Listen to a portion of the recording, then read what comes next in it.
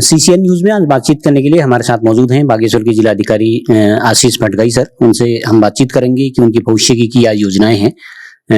उनको कार्यकाल बागेश्वर में ग्रहण करे एज ए जिलाधिकारी के तौर पर 2 माह से अधिक हो चुका है। हम जानेंगे कि किस तरह से अभी तक की उनकी जो योजनाएं हैं क्या उसकी दिशा में वो बढ़ रहे हैं और भविष्य के लिए वो क्या करना चाहेंगे।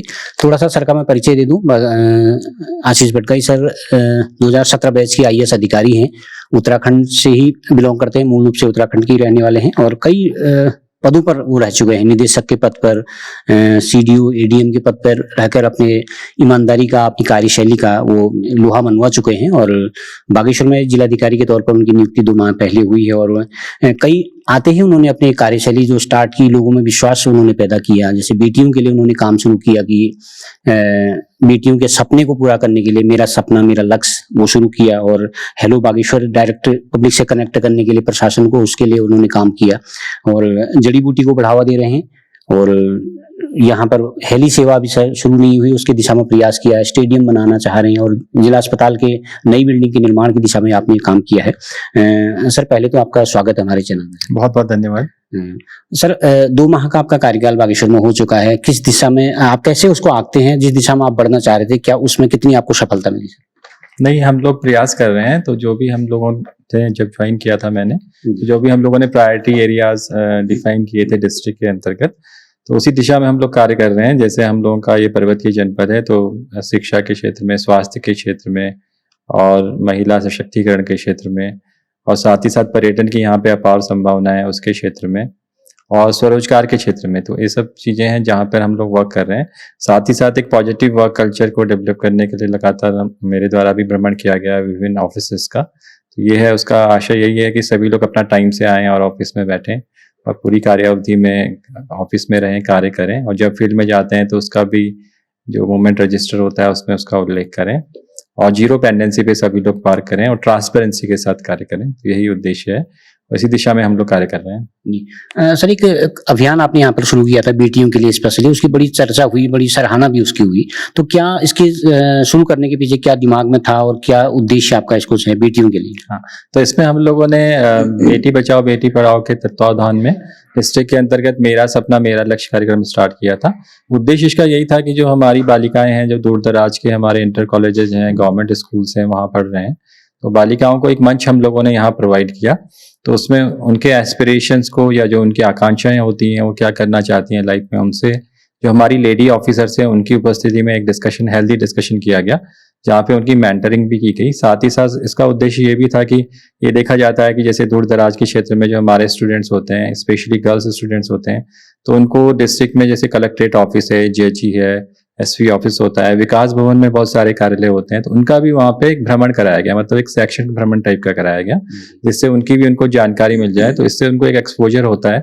एक्सपोजर होने के बाद उनके एस्पिरेशंस में उनके भी चेंज हो सकते हैं, उनका पर्सपेक्टिव भी, सोचने की उनकी तरीके और समझ में भी चेंज आ सकता है। तो यही उसका मतलब सकारात्मक उद्देश्य के दृष्टिगत ये प्रयास किया गया है और अभी भी निरंतर हम लोग उसमें कर रहे हैं। इस माह भी हम लोगों ने कुछ ऐसे सेशंस को लाइनअप किया हुआ है, तो उसमें निरंतर कार्रवाई हम लोग करते रहेंगे। कॉन्फिडेंस भी बिल्डअप, हाँ, कॉन्फिडेंस भी बिल्डअप होता है निश्चित रूप से। तो और काफी अच्छा रिस्पांस भी, जितने भी गर्ल्स स्टूडेंट्स यहाँ पे आई तो उनसे हम लोगों ने फीडबैक भी लिया, तो उनको भी काफी अच्छा लगा और टीचर्स को भी अच्छा लगा। सर आपने एक हेलो बागेश्वर करके अभियान शुरू किया है, उसमें डायरेक्ट पब्लिक से विभागों को कनेक्ट किया जा रहा है, वो डायरेक्ट कनेक्ट होकर अपनी समस्याएं रख सकते हैं। लेकिन इसकी जरूरत क्यों आन पड़ी होगी? क्योंकि ऑलरेडी एक इस तरह के प्लेटफॉर्म आपने पहले से हैं, जैसे मुख्यमंत्री पोर्टल है और आपके कई ऐसे ग्रुप चलते हैं, उसमें भी शिकायतें दर्ज हो सकती हैं। तो इसकी क्या, जैसे जनता दरबार भी आपका चलता है, तो क्यों इसकी आवश्यकता पड़ी? नहीं, इसमें हेलो डेस्क जो था वो हमारा हेलो बागेश्वर हेल्प डेस्क है। तो हेल्प डेस्क में क्या है कि 2 तरीके से हम लोगों ने इसको प्लान किया है कि एक तो इसमें शिकायतें दर्ज होंगी, दूसरा इसका मैकेनिज्म ये था कि जो भी हमारी स्वरोजगार परक योजनाएं होंगी, तो उसके जो हमारे लाभार्थी हैं, ऐसे जितने भी लोग हैं जनपद के अंतर्गत जिन्होंने विभिन्न योजनाओं में आवेदन किया हुआ है और जिनका आवेदन जो है किसी न किसी स्तर पे, चाहे वो विभागीय स्तर हो, चाहे वो बैंक के लेवल पे हो, वो लंबित है, तो उसको हमें एक एंड टू एंड सपोर्ट देने के लिए भी इस हेल्प डेस्क को स्टार्ट किया था। तो उसमें हम लोग खुद से, मतलब प्रोएक्टिवली यहाँ से हेल्प डेस्क के माध्यम से उनको कॉल भी कर रहे हैं। जैसे पर डे 15 to 20 कॉल यहाँ से हम उन लोगों को कर रहे हैं जिन लोगों ने आवेदन किया हुआ है। उनकी जो प्रॉब्लम हो रही है, कुछ प्रॉब्लम्स हो सकती है उनके विभाग से कुछ कोऑर्डिनेशन की समस्याएं हो सकती है, या बैंक में भी कई बार ऐसा होता है कि बैंक के स्तर पे भी लंबित रहते हैं आवेदन पत्र, तो वहां पर वो खुद से प्रोएक्टिवली उनसे बात करके फिर बैंक से और विभाग से समन्वय करके उसको सुलझाने का प्रयास कर रहे हैं। तो जितनी भी हमारी स्वरोजगार परक योजनाएं, जैसे माननीय मुख्यमंत्री जी स्वरोजगार योजना हो गई, प्रधानमंत्री एम्प्लॉयमेंट जनरेशन प्रोग्राम हो गया, और भी बहुत सारी योजनाएं हैं, तो उसमें काफी हेल्पफुल हो सकता है। दूसरी बात आपने कही कि एक एक्स्ट्रा ये पब्लिक ग्रीवांस का रिड्रेसल का सिस्टम है, तो पब्लिक ग्रीवांस रिड्रेसल तो जितने भी तरीके से करा जाता है वो पब्लिक के हित में ही होता है, क्योंकि इसमें जो हमने हेलो बागेश्वर हेल्प डेस्क किया है, इसमें बहुत ज्यादा रिसोर्सेज का हमने यूज नहीं किया, जो भी हमारे पास लिमिटेड रिसोर्सेज थे उसी से स्टार्ट किया गया, और एक सिंपल ये प्रोसेस रखा गया कि कोई भी इसमें व्यक्ति फोन कर लेगा तो उसको पिक करके उसका एक हम डेटाबेस क्रिएट कर लेते हैं, और फिर संबंधित विभाग से उसी समय तत्काल वार्ता करके कोऑर्डिनेशन करा लेते हैं। तो उसमें क्या होता है कि जो छोटी समस्याएं होती हैं या ऐसी कोई समस्याएं जो तात्कालिक तौर पे जिनका समाधान हो सकता है, वो उसी दिन या 1-2 दिन के अंतर्गत उसमें उनका समाधान किया जा सकता है। हाँ, ये जरूर है कि कतिपय ऐसी समस्याएं भी हो सकती हैं जिसमें कोई डिमांड हो या कुछ ऐसी बात हो जिसमें टाइम लगने की स्थिति उत्पन्न हो सकती है बड़े स्तर पे, तो निश्चित रूप से उसमें समय अधिक लग सकता है। बट कई समस्याएं, मतलब अभी भी जैसे मैं उसका रिव्यू करता रहता हूँ, तो डिस्पोजल उसमें 60% का है ही, 60% से ज्यादा है। तो ऐसे जो भी लोग आए हैं उनसे बाद भी ये समस्याओं का निस्तारण होने के बाद उन्होंने भी सेटिस्फेक्शन उसमें अपना शो किया है। उसके बाद हम लोग इसको और भी नेक्स्ट स्टेज पे ले जाएंगे, इसको पूरी तरीके से ऑटोमेटेड करने का भी हम लोगों का प्लान होगा, तो उस दिशा में भी फिर कार्य करेंगे। सर, भारत सरकार का और उत्तराखंड सरकार की योजना है कि एक कोशिश है कि पहाड़ी जिलों को जो है हेली सेवा शुरू की जानी चाहिए और लोगों को सुविधा उसकी दी जानी चाहिए। खासकर वो तब बहुत ज्यादा इफेक्टिव रहती है कि जब कोई एम्बुलेंस के तौर पर उसको इस्तेमाल किया जाए। पिथौरागढ़ और अल्मोड़ा में तो स्टार्ट हो चुकी है, बागेश्वर में आपने हालांकि प्रयास किया है, तो कब तक उम्मीद की जाए कि सर की बागेश्वर को हेली सेवा उपलब्ध होगी? नहीं, उस दिशा में हम सकारात्मक रूप से आगे बढ़ रहे हैं।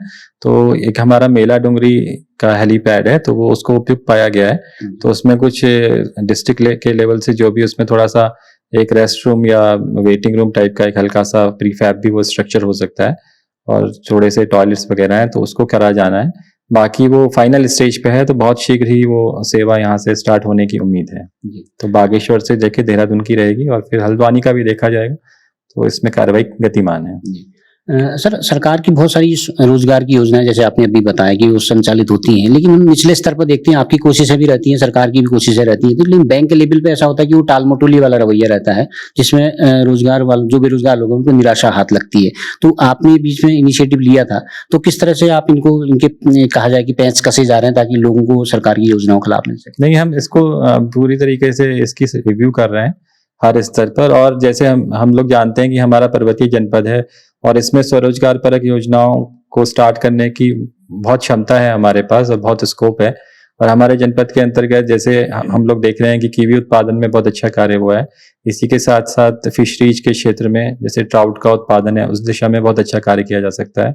और हम लोगों ने अभी कपकोट विकास खंड में मेडिसिनल एंड एरोमेटिक प्लांट का प्लांटेशन भी स्टार्ट किया है ग्रामीणों के सहयोग से, जो हमारे NRLM SRLM के समूह हैं, रीप के हमारे जो समूह हैं उनके माध्यम से।